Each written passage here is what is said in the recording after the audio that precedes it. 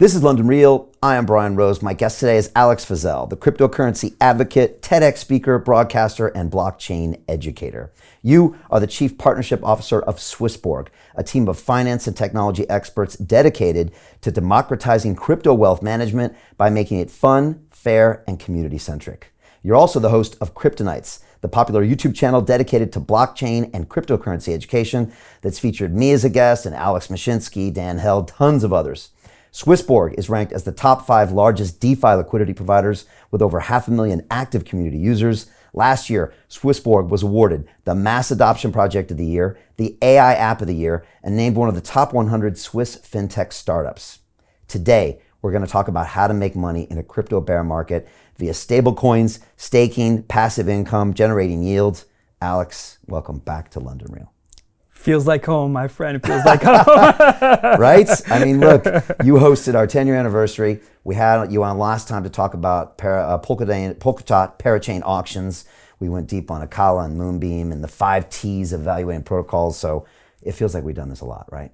I love the vibe here. This is really an amazing place. And I think we have the hottest topic of the moment. But before we start, Brian, can I ask you, what's going on with this fight? Is this real? Is this happening?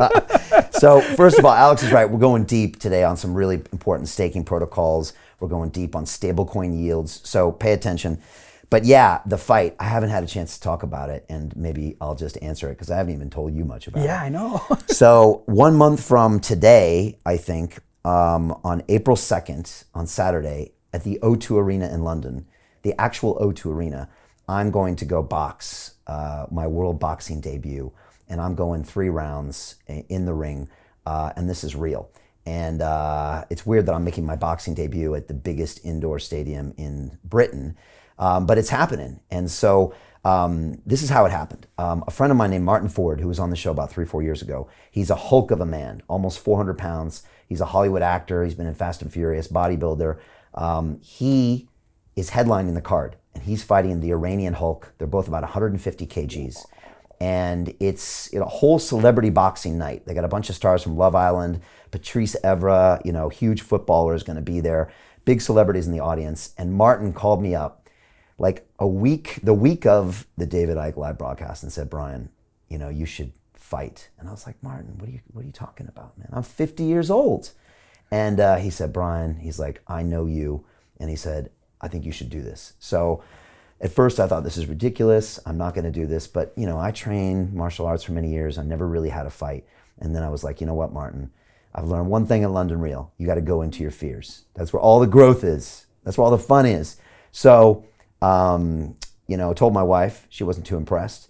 And told my team, not too impressed. Told my trainer, who said, bad idea. And then I said, look, let's just do this. So it's on. I'll be making the walk and I'll be fighting. I'm excited, I'm terrified, I'm anxious, I'm stressed, I'm also pumped, and I've been training really hard. So that's what's happening. I've called out Sadiq Khan, the current mayor of London, because we went head to head for almost a full year when I ran for mayor. And honestly, he needs to be held accountable for this mess that he's turned this city into. So I asked him to show up. I think he's going to duck me, is what's going to happen. But we're waiting for him to reply. He's 50 as well. And, during the election time, he goes to the local boxing gym. He hits some pads. They all do, right? So I'm like, okay, you've pretended like you're a boxer. Why don't you just show up? And I said, actually, I might actually respect you if you make the walk. And I think people in London would too. So I'm waiting for him to actually show up in the ring. If he doesn't, then they're finding me an opponent. And we're going to do it, man. We're going to swing. So it's a little crazy, I probably should have done this when I was 40 or when I was 30, but I'm going to do it now when I'm 50. One final aside, I heard today that there's a YouTuber that might want some of this as well. Oh, wow. And so there's a YouTuber named Nico who ran against me for the mayor of London, 23 years old. And when I went to City Hall on May 8th for the vote count to be read, they put us all in one room. And Nico walked up to me with a bottle of piss in his hand, and he handed it to me and said, here, this is for you, Brian. Because there was an old video of me drinking my own urine. Yeah. And so Nico came up to me, and at City Hall, I said, okay, thanks, Nico. I said, I appreciate that. I said, guess what? You and I should fight. And he was like, uh-oh, what do you mean, Brian? because he had his camera crew there. And I was like, I don't know, for some reason I said, why don't you and I fight? I said, you're half my age, why don't we fight? And he like got all quiet and kind of ran away. And somebody tweeted it that night, some journalist said, I heard that Brian Rose just challenged Nico to a boxing match. And that was like a year ago. So now I hear that, his crew has been, talking about this. So I'm calling out Nico to see if he actually wants to step up. Again, he's half my age. So we'll see. There's great charities involved. The Frank Bruno Foundation for Mental Health is being supported by this. Frank Bruno, the boxer, has been on my show. And I've had a ton of boxers that are helping me out behind the scenes. So that's what's happening. I think everyone is confused by this, including my family. But I'm going to do it. So yeah, what do you think? You've been in some fights Confused, but London real. It doesn't get more real than this, Brian. I mean, you're really laying it all out there for everyone to see. And every single challenge you've been offered, you've accepted them. So hats off to you for that. Man, I just want to say for the record too, it's not like I do this in my spare time. It's not, this is as stressful and as it would be for anybody. And again, at my age. So yeah, you're right. This is kind of the ethos of London Real. Go into your fears, get comfortable being uncomfortable. So trust me, there's a lot of much better things I could be doing on a Saturday night in London, right? I'd probably be at home with my kids, but I'm gonna make that goddamn walk and I'm gonna go into that ring and whatever happens is gonna happen. And look, there's a lot of people that want to see me punch Sadiq Khan in the face.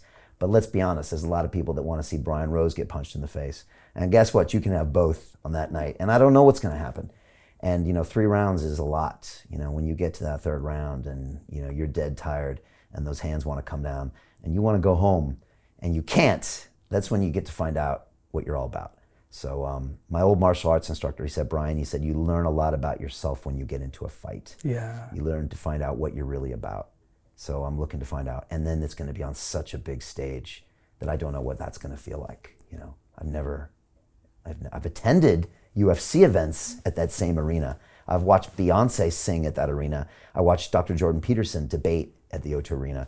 I never thought I would be, the attraction at the arena. That's amazing. I mean, you're getting out of your comfort zone, discomfort, and then the learning zone, as you mentioned. It's important for us to always navigate these opportunities and huge respect. Really, Thanks, really, man. really. And this whole thing, I'm too old to do something, or I'm too this to do something. I don't have the education. I don't have the finance. I don't believe that narrative. So I'm trying to put my money where my mouth is. And look, my boys, my boys, we all hang out together and stuff. And are they old enough to understand this? No. But I'm hoping, 10 years from now, they'll know that what we do in our family is we challenge ourselves. So yeah, it's for a good cause. Yeah, and it's for a great cause, and yeah, we're doing it to get attention to this whole thing. And I actually think combat is something that we need to embrace as individuals and humans, and even as men and young men. I think it's good for mental health too. So.